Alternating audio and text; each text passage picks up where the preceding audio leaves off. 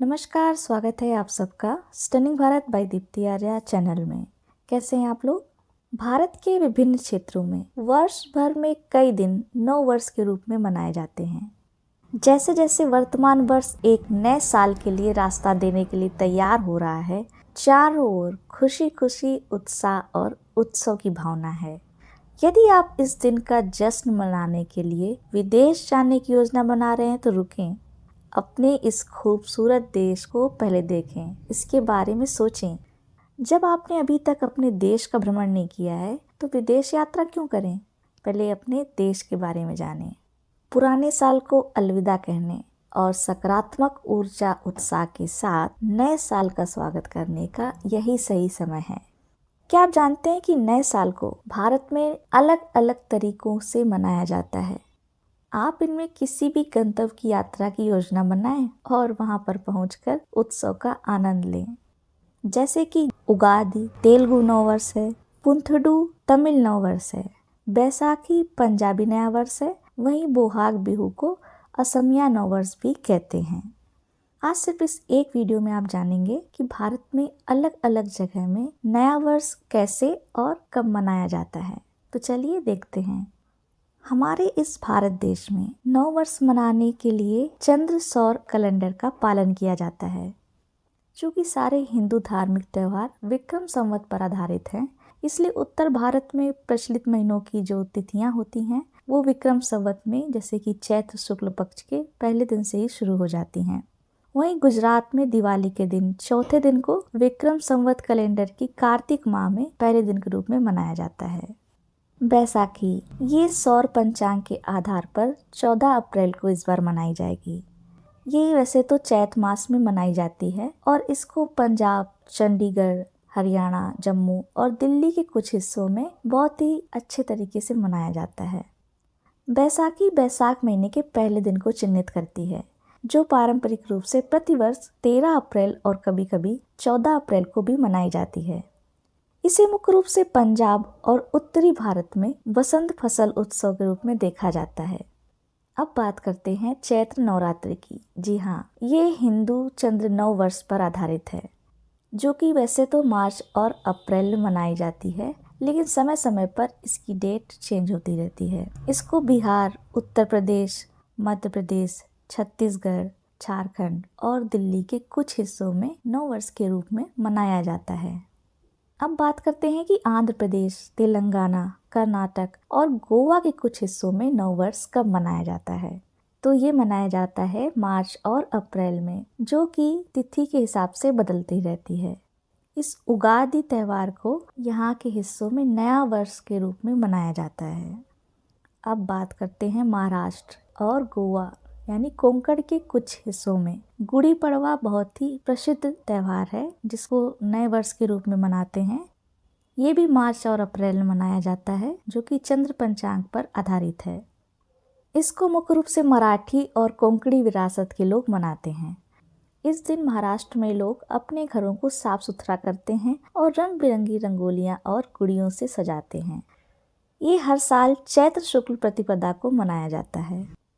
इस दिन माना जाता है कि छत्रपति शिवाजी ने अपने शत्रुओं पर विजय प्राप्त की थी और इसीलिए हरे और पीले झंडे फहराकर खुशियां मनाई जाती हैं।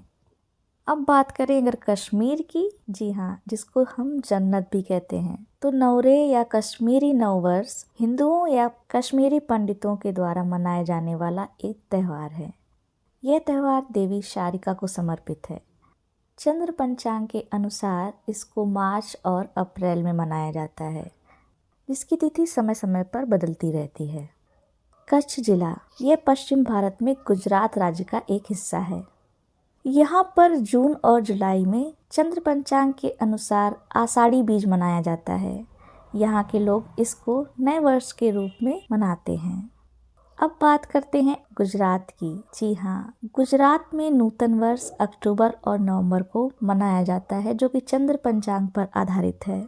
दिवाली को यानी दीपावली को ये लोग नए वर्ष के रूप में मनाते हैं और दिए जलाकर भगवान राम के आने पर खुशियां मनाते हैं। वहीं अगर हम सिंध यानी सिंधी हिंदुओं की बात करें तो ये चेटी चंद एक त्यौहार है, जिसको नए वर्ष के रूप में मनाते हैं। इस त्यौहार की तारीख चंद्र सौर हिंदू कैलेंडर के आधार पर आधारित है, जो वर्ष के पहले दिन सिंधी महीने चैत्र में पड़ता है। अब बात करते हैं उत्तराखंड की, जिसको हम देवभूमि भी कहते हैं। तो उत्तराखंड के गढ़वाल और कुमाऊं रीजन में मेष संक्रांति मनाई जाती है, जो कि एक निश्चित तिथि 13, 14 या 15 अप्रैल को मनाई जाती है और ये सौर पंचांग पर आधारित होती है।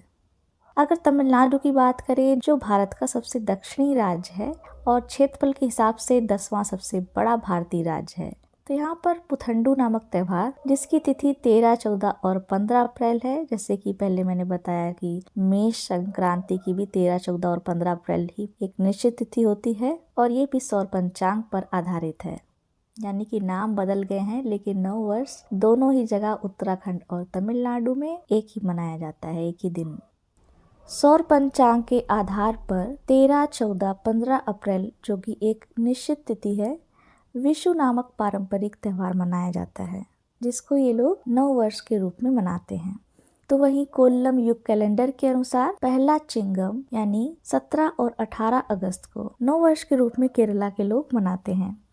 ओणम एक वीडियो मैंने बनाया था केरला पे ही, जिसमें मैंने चिंगम का जिक्र किया था। अगर आप देखना चाहें तो लिंक डिस्क्रिप्शन बॉक्स में दिया है। वहीं मणिपुर में साजिबू चेराइया ओबा, जो कि मार्च और अप्रैल में मनाया जाता है और उसकी तिथि बदलती रहती है और ये चंद्र पंचांग पर आधारित है। त्रिपुरा में बुइसु, जो कि सौर पंचांग पर आधारित है, 14 और 15 अप्रैल को ये मनाया जाता है। वहीं असम में बोहाग बिहू, जिसकी तिथि 13, 14 और 15 अप्रैल है और ये भी सौर पंचांग पर आधारित है। ओडिशा में पड़ संक्रांति, ये भी सौर पंचांग पर आधारित है, 13 और 14 अप्रैल को। पश्चिम बंगाल और व्यापक बंगाल क्षेत्र में पहला बैसाख, वो भी निश्चित है 14 और 15 अप्रैल को, जो कि सौर पंचांग पर आधारित है। बैसाखी के दिन गंगा स्नान का महत्व है और ये एक फसल कटाई का समापन प्रदर्शित करता है। हरिद्वार और ऋषिकेश में बैसाखी पर्व पर भारी मेला लगता है, जहाँ पर बहुत अधिक मात्रा में श्रद्धालु आते हैं, इस पर्व को मनाते हैं। मिथिला में जुड़शीतल नाम का एक त्यौहार मनाया जाता है, जो कि 13, 14 और 15 अप्रैल को मनाया जाता है और ये भी सौर पंचांग पर आधारित है। सिक्किम में भूटिया और लेपचा लोसुंगू और नामसुंग को मनाते हैं नए वर्ष के रूप में। ये चंद्र पंचांग पर आधारित है, जो कि बदलता रहता है। वैसे ये दिसंबर में पड़ रहा है। अगर सिक्किम में बात करें नेवार की, तो ये मनाते हैं म्या पूजा, जो कि अक्टूबर और नवंबर में पड़ता है। और सिक्किम में शेरपा की बात करें तो ये मनाते हैं ग्यालपो लोसर। वहीं गुरुंग मनाते हैं तमु लोसार में और तमांग मनाते हैं सोनम लोसार को जनवरी और फरवरी में। वहीं तमु लोसार भी मनाते हैं दिसंबर और जनवरी में नए वर्ष को। और सिक्किम के जो भी नए वर्ष हैं वो सभी मनाए जाते हैं चंद्र पंचांग के आधार पर। वहीं अरुणाचल प्रदेश की खामती, सिंगफो, खामयांग, तांगसा और असम के ताइफा के ताइएटन और तुरुंग में सोंगकेन को नए वर्ष के रूप में मनाया जाता है। पारसियों की बात करें तो पतेती और नवरोज को नए वर्ष के रूप में मनाते हैं, जो कि सौर पंचांग पर आधारित है। और पतेती मनाते हैं 17, 18 और 19 अगस्त को। वहीं नवरोज मनाते हैं इसको 21 मार्च को, जो कि एक निश्चित तारीख है। तो देखा आपने, इस अकेले भारत देश में कितने सारे दिन नए वर्ष मनाए जाते हैं और हम सिर्फ ढूंढते हैं सिर्फ एक दिन। जी हाँ, तो ये मत भूलिए कि हम सिर्फ एक दिन नया वर्ष मनाएंगे। हमारे भारतवर्ष में तो पूरे साल नया साल ही रहता है, समझिए। तो बस देर किस बात की है, जब जहाँ पर नया वर्ष हो निकल पड़िए और देखिए वहाँ की सभ्यता और संस्कृति में कैसे नया साल को हम मनाते हैं। चूँकि वीडियो को थोड़ा संक्षिप्त बनाना था, इसलिए मैंने शॉर्ट में बताने की कोशिश की है। अगर आपको कोई भी नया वर्ष के बारे में डिटेल में जानना है तो प्लीज़ कमेंट बॉक्स में मुझे कमेंट करिएगा और मैं उसमें डिटेल वीडियो बना दूंगी। तो कैसा लगा आपको मेरा ये वीडियो, ज़रूर बताइएगा और जाने से पहले लाइक और सब्सक्राइब करना मत भूलिएगा। तो मिलते हैं नेक्स्ट वीडियो में, तब तक के लिए हंसते रहिए, मुस्कुराते रहिए और नए वर्ष को मनाते रहिए उत्साह के साथ। आशा करती हूँ आप सबका नया वर्ष मंगलमय होगा।